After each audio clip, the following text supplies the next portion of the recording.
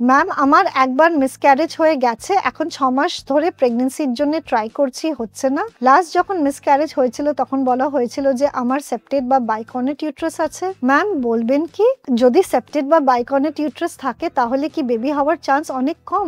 এখন কি করা উচিত? জেনারেলি সেপ্টেড বা বাইকনেট ইউট্রাস এগুলো জন্মগত থাকে। খুব সহজভাবে বুঝতে গেলে আপনার গর্ভাশয়ের জায়গাটা ছোট হয়ে গেছে, কেন ওটা 2 ভাগে ডিভাইড হয়ে গেছে। জেনারেলি আমরা একটা 3D টিভিএস বা 3D আল্ট্রাসাউন্ড করে দেখে নিই যে সেপ্টেড ইউট্রাস আছে না বাইকনেট ইউট্রাস আছে। যদি সেপ্টেড ইউট্রাস থাকে এটা ইজিলি ট্রিটেবল আছে, আমরা হিস্ট্রোস্কোপি করে সেপ্টামটাকে কেটে দিই। যদি বাইকনেট ইউট্রাস আছে জেনারেলি কোনো সার্জারি দরকার হয় না, কিন্তু ভেতরের জায়গাটা যদি ছোট থাকে তখন আমরা সেটাকে হিস্ট্রোস্কোপি করে বাড়াতে পারি। তাহলে আপনি সার্জারি অবশ্যই করে ঠিক মতন ডায়াগনোসিস অবশ্যই করে নেক্সট প্রেগন্যান্সির জন্য চেষ্টা করবেন, নালে বারবার মিসক্যারেজ হলে ভেতরের জায়গাটা আরো নষ্ট হয়ে যাবে।